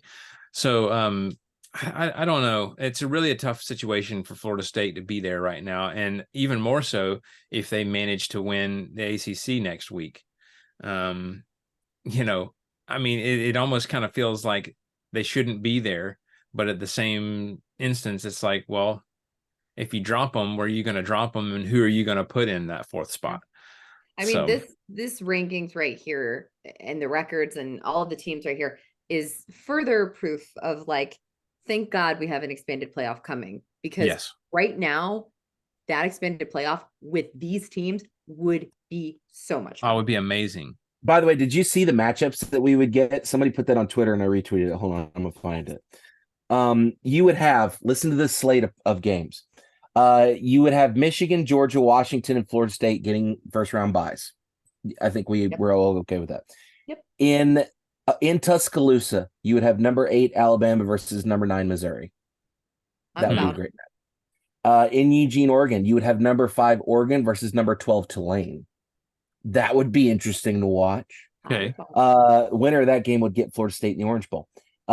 In Columbus, Ohio, you would have Ole Miss and Ohio State. I would love that matchup. That would be love wow. that matchup. That would be so much fun to watch that game. Oh my God. The other side of that bracket would be Texas hosting Penn State, which would also be that'd be a a good really one. good game. All these And great then the winner of matchups. And then the winner of that game would get Michigan. So you could potentially be looking at Michigan, Penn State again. You could be looking at Texas and Michigan. Like, give us the 12-game playoff or 12-team playoff. It's going to be so good when we finally get there. It's going to be so good. I can't wait. And don't make that bullcrap argument about how it waters down the game. It ruins the tradition. No, it doesn't. No, it doesn't. It doesn't. It makes everybody happy except for the TV networks, which I still don't understand why they're not okay with it, but whatever. They're silly. But I will say, after watching game day this weekend, if Bama, which I know the chances are low, but if Bama does not get into the playoff, I will be wholeheartedly rooting for Washington, because the story on their defensive end had me weeping. It was so sweet and so sad, and I am all about him. Go Zion. Yeah, I was watching it too. Well, actually, I wasn't watching it that closely, but I walked in the room while that was going on for like 10 seconds, and in that 10 seconds, I was just completely sucked in and like you, basically about to cry, standing in the middle of my living room.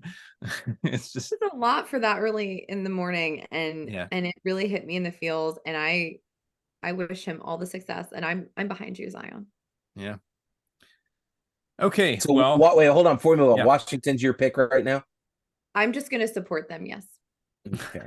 Wes, obviously you're biased, but if you had to pick somebody other than Georgia, it's out of the top 4.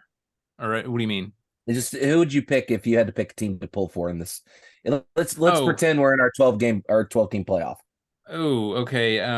Gosh, if I'm keeping the SEC teams out of it because I'm obviously biased on that front. Well, gosh, there's a lot of them. I don't know. It might be kind of cool. I kind of agree with Washington. I do like that take.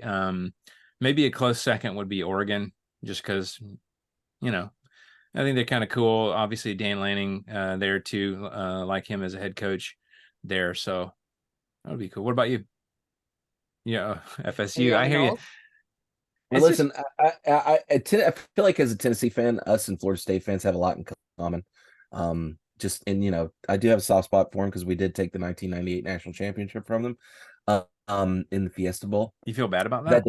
No, I don't feel bad about it, but I feel like they need a little bit. Plus, Florida State's been garbage for a hot minute. So aside from the whole Jimbo 1 year worth of Jameis Winston, I feel like Florida State would be the team I'd pull for.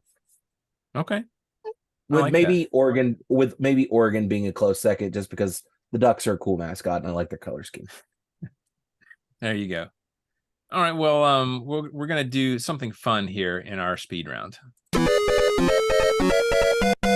Speed round. All right. Well, now that the regular season is over, it's time to grade each SEC team on their season. This is kind of popular now. We're giving grades to the teams, see how their regular seasons went. We'll list each team, give them a grade, and briefly list why. So, yeah, maybe something they did well, something they could work on, or just, briefly why you gave them the grade that you gave them. So let's start with Vandy. Jesse, let's start with you first on here. What are you going to give Vandy as a grade for their regular season? I'm gonna give them because D's don't exist. I'm giving No. We can have D's. Okay. We can do D's. I We don't do know. Ds. A load. I give a D minus. Honestly, they didn't even have their stadium finished at the start of the season. I forgot about that. Wasn't. That's Ooh, too. yeah. It wasn't a good look. Yeah. They've already got transfers coming. Vandy, this is probably the only D minus that anybody at Vandy would ever get. That's a good point. But it's a D minus. Matt? I'm giving Vanderbilt a D plus. Granted, they didn't win a conference game this season, but it's Vanderbilt, and it's real hard to win down there. So are we grading on a curve here? Yeah, we're grading Vanderbilt on a curve. Just Vanderbilt's on the curve. Everybody else is fair game, but I feel like Vanderbilt's a solid D plus, almost a C minus. If they could have won one conference game, I'd have given them the C minus. Yeah, well, I'm going F here, and as you said, the Oh, only man, F. Wes, you're tough, dude. You're the tough. only F that Vandy students are going to see. It feels like they took a step back in almost every respect, and then you throw in the stadium on top of that, it's just even worse. You got the revolving door at quarterback, defensive struggles. It was just an ugly year, even by Vandy standards. So I'm going to go an F. Sorry. All right, next Texas A&M. Matt, let's start with you first this time. What grade? Big fat F. Man, Okay. come on now. That offense has been awful pretty much the entirety of the season. They've not had a lot of success. You just fired your coach. I feel like that's an F season. Okay, Jesse. And I also I'm going to give them a D. They tried to hold LSU this past weekend. They were almost successful. And the other reason I'm going to give them a D and not an F is because firing Jimbo Fisher is an A++ in my book. I'm so happy. That is bias grading, Jesse. You can't do that. No, it is. Teachers do it all the time. I'm a teacher. I don't do that. Yeah, I do. You don't do that. Totally do that. I like this kid. C+. Do I have to cut that out now? I didn't even think about that. I'm just kidding. We're kidding, but we're not, because if you look at a lot of football players passing a lot of grades they probably shouldn't have. With their degrees in leisure studies. Yeah. So I'm going to go C+. Only reason it's not a C- is because that, like you said, they had the guts to cut the cord with Jimbo. And then we saw the real emergence of Max Johnson, who seemed much improved since last season, although obviously he's leaving. Gone. Yeah, he's gone. So, but still, like we said, underwhelming with all the top recruits they've had. So now we'll see if Mike Elko can do better. So we'll see if it was Jimbo or maybe not. I don't know. All right, next, Tennessee. Jesse, let's start with you. How are you going to grade Tennessee? give them a B minus, and I do that because it's a step down from last year where they were better than a B minus. And there were some questionable. I mean, they got boat raced by Georgia, which fine. But they had some moments there. I think they're trying. It's not an A performance, but I don't think it's a C. So I'm gonna go with a B. Matt, how are you going to grade your team? I think most Tennessee fans are realistic enough to know that we were going to take a step back after losing Hendon Hooker and big injury for Brew McCoy and all the different things that kind of happened at the beginning of the season. So I'm being a little bit harsh here. I feel like a B minus is probably where you're at, but I'm going to go C plus. There were a number of different little spots throughout the season where I felt like if coaching had been a little bit better, if play calling had been a little bit better, we could have been a little bit more competitive. Getting boat raced by Georgia was expected. But unfortunate, getting boat raced by Missouri was not acceptable. Losing in the swamp like we did was also another reason. If we had found a way to win, one of those games or been a little bit more competitive, I probably would have said a B minus or B, a solid B. So I'm gonna say C plus. Okay, yeah, I'm going B minus. I think we hoped for better season for Tennessee this year, as you mentioned, but Milton struggled with decisions and accuracy down the stretch. Still, better season with Heupel than past coaches, so satisfactory, I guess. So Yeah, we'll listen. No Tennessee, no rational Tennessee fan should be complaining about an 8-4 season.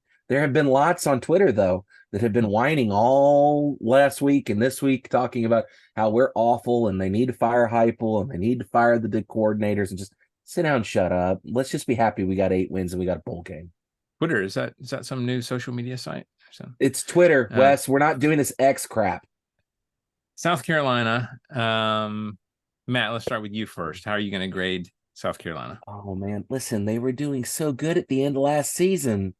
We had such high hopes for them this year.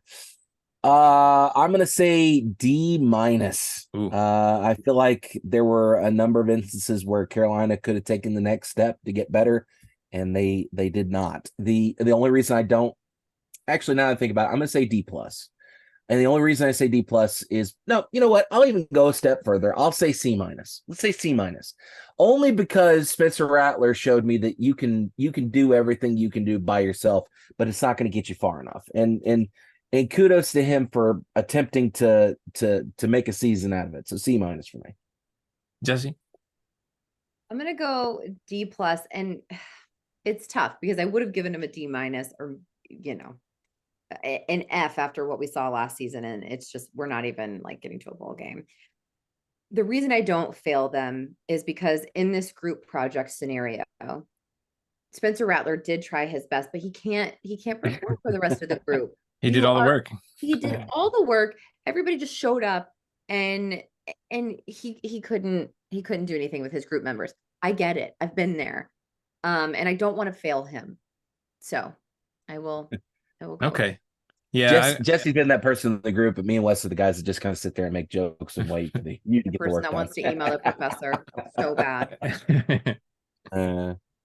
Yeah, I'm going C plus here. I hope we could I hoped that we could continue to see the ascendance of South Carolina and Spencer Rattler as we saw the last little bit, but couldn't really put together a consistent performance offensively this year. Clearly, when you don't have a lot of weapons, that's going to be the case. They did have wins over Mississippi State and Kentucky, but otherwise nothing really impressive.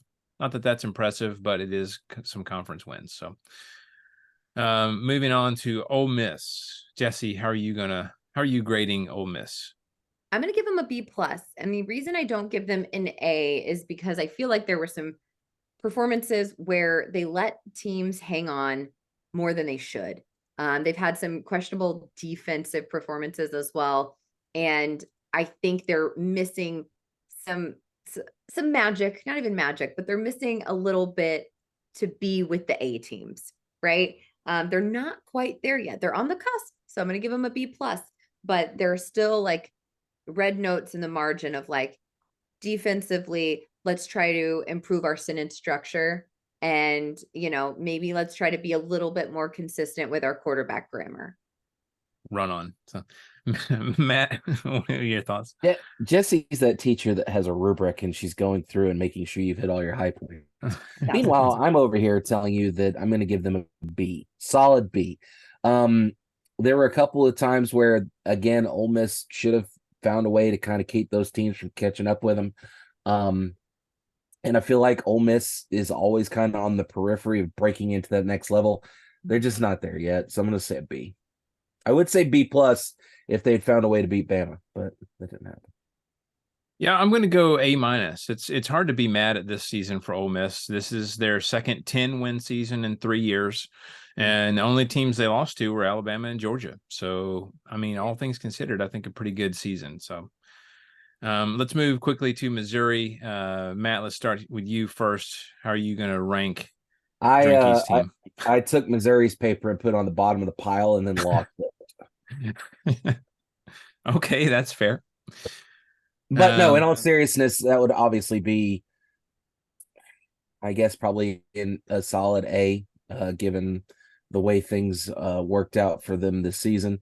They had losses to Georgia and who's the other team LSU. they lost to? LSU. They should probably beat LSU, to be honest. So yeah, I think an A, but be aware in the comments next to that grade, I'm putting an N for needs improvement for Drinky's little behaviors in class. No doubt. Turd cup. Jesse. Yeah, it's tough. I'm gonna give him a B plus as well. Similar reasons to Ole Miss. I think they've obviously improved a lot this season, but there were instances where, they let teams get closer than they should. And there were some inconsistencies. And honestly, yeah, I'm gonna say that Coach Drinkwitz's behavior is not acceptable, and it's something that needs to be worked on. And you can't have outbursts like that in class. It's disruptive. You want to call his mom in for a parent teacher? I do. I want to talk about what's happening at home, the language he's picking up on the internet, and his disruption to the learning environment of others. It's detention for you, Coach Drinky. I love it. I'm gonna we're giving him ISS. He's getting ISS. He's getting ISS if he can't sit down and be respectful. Yeah. He can't play football though, and he stands on business. Don't forget that. That's right. That's like when he has an altercation with another classmate, he's like, they came here to fight. I came to play. So God help us. I'm going to give them as a team. I'm going to give them an A minus. Brady Cook and Cody Schrader had defenses looking real bad this year. And as odd as it sounds, Mizzou had a fantastic season, especially in comparison to recent years. So only teams they lost to, like you said, LSU and Georgia. So really impressive year, especially when I think the expectation was not for them to do this well. So Mississippi State. Jesse, how are you going to grade Mississippi State? I'm just giving them a D minus because they're dealing with grief, and I know that affects their performance. So I'm going to go D minus so that we're not completely failing, but I really think that they should review the course material more thoroughly. Like some remedial stuff. Matt, what you got? In my grade book, I put an X for their excused, because listen, after losing Coach Leach last season and just the stuff they've had to play with this season, I don't really feel like you can grade them effectively right now. They are dealing with a lot of stuff. So yeah, I'm gonna throw up the X for them. So that's they're excused from this assignment. W withdrew. There's no grade. Gosh, I feel like a real jerk now. I put an F, but cold-blooded, Wes. What is wrong with you? I'm disassociating myself from the emotionality of it, which I agree. I definitely agree that there's a lot going on, of course. But just looking at it in terms of just football and the coaching this season and how things went, obviously a rough year transitioning offenses. But an ugly year without any kind of consistency on either side of the ball. The only conference victory they got was against Arkansas, and I mean that's not saying much this year. So we will see if Jeff Lebby can help get their grades up next year. So let's go to LSU. Matt, let's start with you first for LSU. How are you going to grade LSU? I'm going to say a B plus. Pretty good season overall. A couple of drops here and there, but overall a very solid effort. The extra plus is just for Jaden Daniels. That's his own little thing. In fact, I put a gold star on his paper, so he's good to go on that score. But yeah, I think a B plus. I always love those grading scales, the plus and the stars. Like, what does this mean? Jesse, what do you think? I echo Matt's sentiment on that. If I could grade the defense and offense separately, that would be good, because defensively I'm just not as impressed.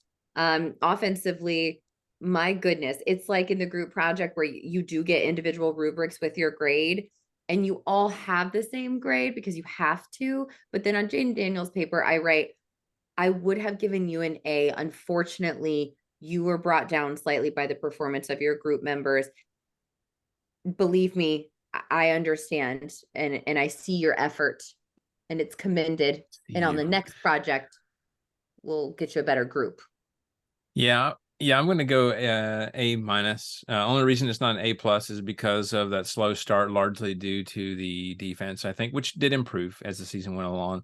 Their 3 losses are to FSU, Ole Miss, and Bama, so not terrible. And I feel like I said, they only got better as the season went along. So it's a solid A minus for them. Kentucky, Jesse, let's start with you with Kentucky. How are you grading them? I mean, like a C, maybe a C minus. Like, there was so much hype. I thought they were going to be a dark horse, and really it's just my own disappointment for like buying into it. But I'm not impressed on either side of the ball, truly. And they have talent, so I don't really know what the deal is, but I'm going to give a C minus. I see your potential, and I wish you saw it too.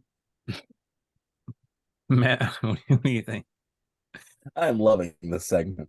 I'm gonna go C as well. I feel like, but a solid C. If only because Ray Davis is an absolute monster when he gets his legs under him. Yeah, Kentucky kind of underperformed. I was expecting them to be. I think they were my dark horse to win the SEC East this year. I think if I remember correctly, but they did regress a little bit after last year. So yeah, I think a solid C. Yeah, got a little emotional, hoping that they see their own value there. C minus. They're really going to take that to heart. Yeah. C. I'm going with a C minus because I really think, like we said, expectations for this Kentucky team were much higher. We had Devin Leary coming in. Everybody was excited about that. Liam Cohen coming back as OC. We were excited about that. But things just never really meshed, and the offense was just ugly all season. As you said, the bright spot, Ray Davis, there for them. They did manage wins against Florida, Mississippi State, and Louisville. So, but other than that, not much to brag about in Lexington. So, let's move to Georgia. Matt, how are you going to grade the Dogs? That's another paper I'm losing. I'm not grading their paper. It flew out of your car on the highway. Yes, it did. The dog ate it. I mean, obviously Georgia's been annihilating people. I would give them an A plus, but there have been a lot of instances where they've come out slow and they've let teams hang around. Tech hung around, Auburn hung around, and Missouri hung around. Thank you, Jesse. So yeah, I'm going to say a solid A, but not an A plus. If they find a way to win the national championship, I'll go back and retroactively change the grade. But A for me. If they do the best that they can do, that's the only thing that will change my mind. Jesse, what do you have? Yeah, I'm going to have to go with Matt on this one. I give them an A. It's not an A plus because they have looked beatable, and they have let teams that should have no business hanging around hang around. And fortunately enough, they've been able to get it done in the second half, but their first half has looked questionable several times. So for me, there's still room for improvement. Yeah, this is weird because I know, so I'm a homer, but not as much as some I feel, and maybe that's me just imagining that. No, but you're actually somewhat sane when it comes to Georgia football and your critical analysis of it, Wes. So okay, you can give yourself credit there. Well, I appreciate that confirmation there, but I'm going to give them an A plus on the regular season. I know there's some slow. I know I get it. The slow starts, minor frustrations, but they really poured it on when it counted. And let's not forget, this is a team that had many of the contributing players on both sides of the ball move on. So much of what you're seeing this year is talent that's finally getting their shot, not to mention a new offensive coordinator. That was another variable a lot of Dog fans were worried about because kind of how things went with Bobo before. We were a little worried about that, but so far has really utilized the talent to the full potential. So I think championship game or playoffs could be a different story. We'll kind of hold out on that, but that's how I'm going to grade the regular season. I'm going to say A plus for that. So let's move to Florida. Jesse, how are you grading Florida? I'm giving Florida an F. Ouch. And I say that because Florida doesn't have the excuses that other schools do. It's not hard to recruit. They have a good home life. They live in a good neighborhood. They do. They've done well in the past, and they're acting out. acting out. This is a cry for attention. And we're not gonna play into this. We're not gonna play into this. You have no excuse. It's easy to recruit there. You have talent that has come through the program. You have shown that you can do things, and then you don't do things. They have no excuse for me. Florida gets an F. I'm sorry. I wanted to be nicer, but I can't. Can't do it. Matt, what do you got? Jesse cold-blooded. I'm not going to fail Florida. I'm not going to give them an F, but I am giving them a D-. The only reason they didn't fail the course is because they found a way to beat Tennessee in the swamp. That's the only light at the end of this tunnel. They lost 5 straight. They lost to a top 25 Utah at the beginning of the season. Yeah, it's hard to give them a good grade on this. So yeah, I'm gonna say D-, because when you look at their final scores through the last 5 games, they got blown out. I mean, they gave up a lot of points in all of these games: 52 to LSU, 39 to Arkansas, 43 to Georgia. They're not making a bowl game. So yeah, I'm gonna say D-. Yeah, so I didn't do D's for any of mine, but I could have easily done that. I gave them a C- here. 7, when you consider that 7 games into the season, they were 5-2 with wins over Tennessee and South Carolina. Mm-hmm. And then they lost the final 5 games of the season, including one to Arkansas. Granted, the other 4 were against Georgia, LSU, Mizzou, and FSU, but still, the last half of the season really went about as bad as it possibly could. So It's not on our list. I'm adding it. Oh yeah, you're right. That's excellent. What's that? I went through the alphabetical list, and I apparently I didn't get all the A's. And make sure I got all the other ones too. I was hurriedly going through these, but yeah. So what was Florida? Yeah, the last half of the season went pretty bad for them. I want to give them a C-. Let's go to Auburn. Matt, let's start with you for Auburn. What do you got for them? I feel like if we're grading on a curve here, and if we're going with the situation that Hugh Freeze walked into, he doesn't have much of a quarterback. He doesn't have much of an offensive line. He doesn't have much of a defense. He hung around with Georgia this season. You know, they went on the West Coast to beat Cal at the beginning of the season. I'm gonna, and they hung around with. I mean, they should have beat Bama, so I'm gonna say B- for Auburn this season. It was a solid season. Feel like it could have been better, but you just didn't break the way you wanted it to break. All right, Jesse. I'm gonna give them a C+. They're going to a bowl game, considering the situation they started with, really rough. Thorne had a great performance against Alabama. They've started to find their identity on offense towards the end of the season. They've hung around with teams that, we thought they had no business hanging around with. So I'm going to give them a C+. All right. Yeah, Auburn, I'm going to give them a B-. Pretty good season, first season with Hugh Freeze. Schedule really kind of helped them into a bowl game this year. I feel all 6 wins were against teams that are pretty much struggling. Not to take anything away from the season, of course. They played Georgia and Bama tough, obviously. I'm not looking forward to the fact that they'll probably be pulling that grade up next season. That's just me. Let's see. If we did go alphabetically, I think Arkansas would be next. So let's start with you, Jesse, for Arkansas. How are you going to grade Arkansas? Honestly, this has been a season of regression. I'm going straight up D right here. I feel like my compassion for Sam Pittman is what's kind of holding this together. KJ Jefferson shows promise, but overall, this has just not been a good look for Arkansas this season. And they are very close to failure. Matt? Yeah, I like that, but it's hard to not call this a failure of a season when you look at how they've performed. They've got 1 win in the conference, which was over Florida, and we know that Florida's had their struggles this season. I'm going to do a D-. Just a bad season, rough season. Yeah, I feel like I've been extreme because I'm going F here. Just kind of the way we've seen Arkansas go the past few years, and we've seen them get a little bit better, and then just sort of completely almost just fall off the map this year almost. It's very disappointing to watch. And so I'm hoping that maybe some of these off-season hires help out, and maybe they can plug some positions with the portal or something like that. Because I hate to see that for Pittman. I think he does have an opportunity to do something good there. But we'll see. We'll see how that goes. So, all right, let's move finally to Alabama. Matt, let's start with you first. How are you grading Bama? This one's tough because I feel like You're not losing this paper? no, I'm not gonna lose.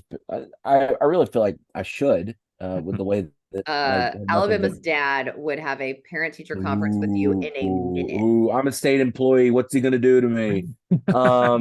He's gonna get Paul. Is he gonna call Paul Bryant Jr. and get him to fire me? I'm just assuming Nick Saban is the dad and he would hit you. Oh, great! So now he can go to jail on top of everything else. Fantastic. It's related to the police force. Come on. Anyway, Bama finds a way to Bama, just like they've always Bama'd. Keep in mind they did lose a game to Texas at the beginning of the season. They've looked a little rough in games here and there. So but they did manage to win the SEC West. So I'm gonna say A-. Okay. Jesse, how are you grading the Tide? I'm gonna give us the B+. Oh. And I do that because comparing this team to teams in the past, obviously at the beginning it was pretty shaky. There was some identity issues at quarterback. We saw that against Texas. We also saw it against Central Florida. Not great. And we let Auburn hang around when we shouldn't have. And there were other times that we let teams kind of hang around there. Our offensive line has been so questionable. They've gotten a little bit better, but I also think they just appear a little bit better because Milroe's starting to settle in and we've changed the offense, the play calling a little bit. Our center, God help us, please. He's terrible.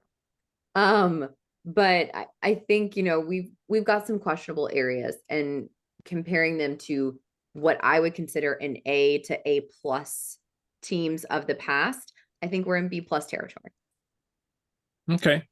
I'm going solid A here. Started off the season rough, but like a typical Saban coach team, they only got better as the season went along. And obviously they're back in the SEC championship. So kind of wild to think that 3 games into the season, we didn't know who the starting QB was going to be. But Milroe continuing. Yeah, as I say, he's continuing to improve, and the defense has been pretty solid. Overall, a very good regular season. So, all right. Well, that does it for our grading of the SEC teams on their regular seasons. Let's go ahead and move to the only game that's coming up this weekend.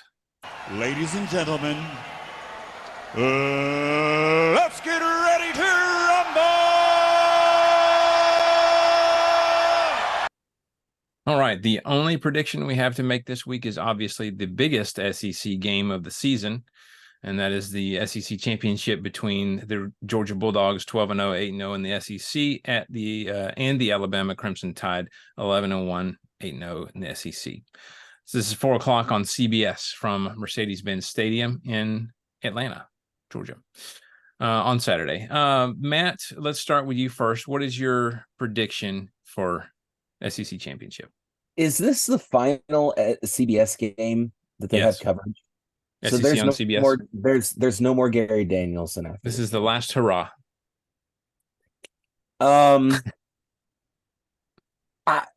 This is tough because it's all going to depend on which Bama team shows up. If it's the Bama team that can play really tough, then Bama will win this game. I feel like.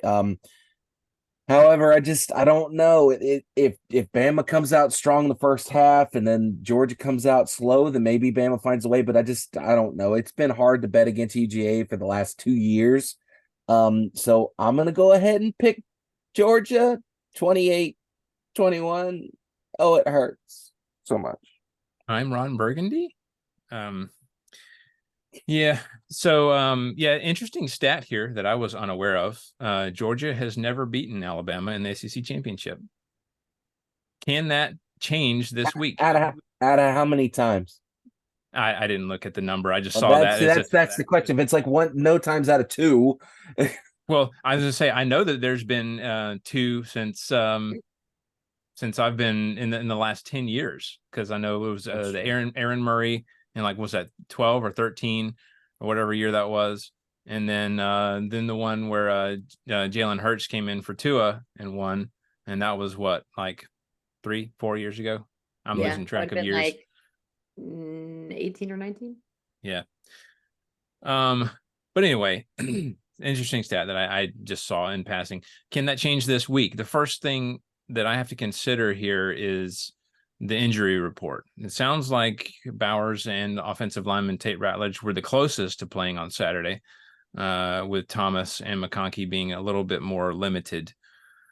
I think if we don't get at least one of those receivers or Bowers at the tight end spot back, that this game might be a long one for the Dogs. So there's still a lot of weapons, but if you keep taking more and more away, it's just, hard to sustain the losses continuously. Another thing I have to consider is the fact that Georgia really struggled against designed runs for Haynes King last week. And obviously that's Jalen Milroe's strength. So as a Dog fan, hopefully that showed us what we need to work on, but you also have to consider that maybe a weakness was exposed there. So, but obviously if I, sitting here in the comfort of my own home, can see that, then I'm pretty sure that Kirby's not only seen it, but come up with a plan to try and fix it. But we'll see how things turn out on the field. So I think this is one where maybe we see a bunch of lead changes early on. And goodness knows the Dogs have been behind a lot early this year.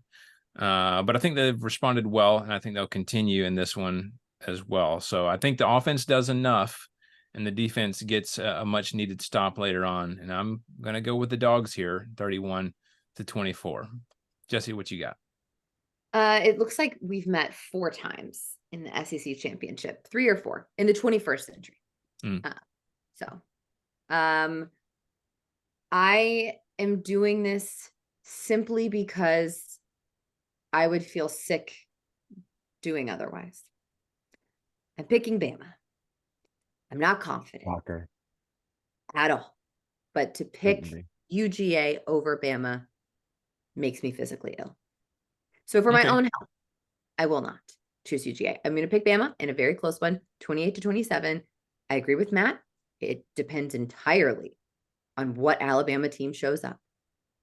And Lord help us, I hope we have been working on some things since the Iron Bowl. But regardless, this is going to be a hell of a game. It's going to be nerve-wracking, and it's going to be a good one. Every time these two teams play each other, it's a good one.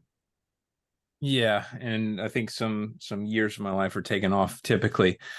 Yeah, so wait a minute, you guys don't play every season? Oh wait, that's us. We play y'all every friggin' season. Never mind. I remember now. Well, with realignment, who knows what's going to happen, but that's a good point. By the way, Wes, we have the same differential. I'm willing to change if you would like to not have the same. Well, so it actually might not be, as I say, we can still kind of work it out depending on what the actual score is. One of us may actually be closer. I don't know, whatever you want to do. Okay. We can we can talk more offline if we want to change it. But yeah, that's cool. Jesse, so I have to ask, if you think that Bama may struggle, but you're picking them so you won't be sick, what does Bama need to do in order to overcome, what you're seeing as a weakness there? What do they need to do to beat Georgia in this one? Bama has to put pressure, defensively, put pressure on the quarterback. Absolutely. We have got to get to him. We have to, and I don't know, I haven't looked at, the scouting reports or anything. I'm not sure if you guys are going to have injured players that are coming back for this game or not. I would imagine somehow Brock Bowers is feeling much better before the SEC championship. If that's the case, we have got to cover him and make sure that he doesn't touch the ball. That's a huge one. I would also say offensively, our offensive line has to continue to hopefully improve this week. Our center has to make good snaps. Jalen Milroe has to not throw past the line of scrimmage. He's developed a habit out of that, hasn't he? That's gonna be a big one that we got to do. But I think more than anything, we have to respect who our opponent is and their record. We have to not be intimidated by that. We have to know our identity as a team and take the field with it and not find it at halftime. We have to play 4 full quarters. We cannot play one really great one and maybe one questionable one and 2 okay ones. It's got to be lights out for all 4. And on the opposite end of the ball, UGA has to do the same thing if they want to beat Bama. They have to play for all 4. And honestly, it's going to be a slugfest. And I think it's going to be who can play 4 complete quarters. Yeah. And mistakes. What's the turnover margin going to be? Yeah, I think that's going to be big. I think that favors UGA more than it favors Bama. I would say so, yeah. Bama's feel like has been a little bit more mistake prone than UGA has this season. Yeah, absolutely. We'll see. Like you said, shaping up to be a good one. So we'll see what happens there. Looking forward to hopefully a good game. But let's continue with championship weekend, and just for fun, talk about some of these other ones. Pac-12 has their championship game between number 5 Oregon and the swan song for the Pac-12 and number 3 Washington. That's Friday, December the 1st at 8:00 on ABC. Matt, who are you picking in this one? First off, I love the fact that this is going to be like a 5 p.m. kickoff on the West Coast because time zones are a thing. You know what? Washington's looked okay. Washington's looked good this season. They've, it's the Pac-12, so take it with a grain of salt. But I like Oregon's chances here, so I'm going to say Oregon wins this thing 38-27. Or sorry, 28-27. I read yours last. Sorry. Yeah, it's tough to beat a team twice in the same season, and I'm going to say Oregon's avenging their lone loss of the regular season against Washington, and Oregon wins 38-27. Jesse? Y'all already know I'm picking Washington. I'm going for it. You gotta go with Washington. Logically, she's doubling down on who she wants to win. Yeah, logically, I would say probably Oregon because, like you said, it's really tough to beat the same team, and I think Oregon's been pretty lights out offensively. But dadgummit, if I don't want that defensive end to win, so I'm picking Washington 35-31. I hear you. Next, Big 12 championship between number 18 Oklahoma State and number 7 Texas. This is Saturday at noon on ABC. Matt, what's your pick for the Big 12? Oh man, the Big 12.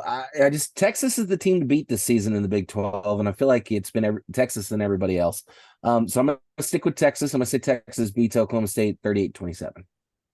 Yeah, that's fair. I completely agree with that assessment. Texas has kind of been on top the whole time. I'm going Texas here, 35-21. Jesse? Yeah, as a team that's been beat by Texas, I'm choosing Texas in this one. 35-27, and I am sorry for y'all because in your time zone, that's an 11 a.m. kickoff for your conference championship. Woof. It's rough. Yeah. Hey, but they'll be in the SEC next year, so whatever. True. Yeah. Come on down, boys. All right. Next, Big 10 championship between number 2 Michigan and number 16 Iowa, 8:00 on Fox. Matt, what's your prediction here? Big 10. I want Iowa to win this game so bad. There's been a video going around of a guy whispering in another guy's ear, and he's got an Iowa shirt on, and it's the other guy's wearing an Ohio State shirt and a Penn State shirt, and just everybody wants Iowa to win this game because I think that Oklahoma. I think that Michigan might be the most hated team in the entire planet right now. I think no doubt. Everybody wants Iowa to win this ball game. As a result, I'm still going to have to go with Michigan, though, because Michigan's looked better. Iowa's offense is non-existent. They've kind of backdoored themselves into the championship game because the Big Ten East is just stacked with talent. The Big Ten West it's a lot like what the SEC West was like in the mid-aughts, where it's just one team and then just everything else is a mess. So I'm going to go Michigan here, 21-10. Yeah. Okay. And then I think our scores got flipped here, Jesse. Is that not me in the middle? Oh, yeah, that would be you. And yep. Womp womp. Okay. Weird. All right. Yeah. So this one, Yeah, I mean, there's not been a lot of offense lately, especially for both of these teams, and especially for Iowa, if we kind of consider that. I'm going to go Michigan here in kind of a not an exciting championship game, 21-7. Jesse, what do you got? I want Iowa to win so bad, but unfortunately, Everybody wants that, Jesse. Literally everybody on the planet is pulling against Michigan in this game. fortunately, we don't always get what we want. And sometimes the bad guy does win. Life lessons. Michigan, 28-14. All right. Sounds like that. And then the final Power 5 championship game we have here, ACC championship between number 14 Louisville at number 4 Florida State. Matt, who are you picking here in the Well, ACC? obviously, I feel like that FSU is the better team. Louisville, I don't know how in the world they got 10 wins, but they did. And they lost to a mediocre Kentucky team. So I'm going to go ahead and say FSU is going to win this thing. And I think FSU is going to win a bit bigger. This will probably be the most lopsided of the scores in the championships this weekend. In fact, I'm willing to bet that FSU gets out front early and Louisville gets a garbage time touchdown to make it look closer than this. So I'm picking FSU here 35-21. Okay. And then that is your pick, right, Jesse? Because we got flipped again. Okay. So I'm going to say that gosh, this is so tough because I mean it's so weird picking against a team that's really just not itself right now. But I'm going to go with Louisville here with the Florida State and their backup quarterback. I'm going to say it's a close one. Louisville wins 31-28. Jesse? Because Louisville lost to a Kentucky, that's meh. I just can't pick them. And I think FSU will do enough with the backup quarterback to get it done. That also gives them more reason to win. They have so much pride and allegiance to him that I think they're going to try to get this one done. So I'm going to pick FSU, but I am going to pick it in a close one, 28-27. Okay. Here's a very important question. Are we counting these games for our points or are these just for fun? You're in the lead, man. That's your call.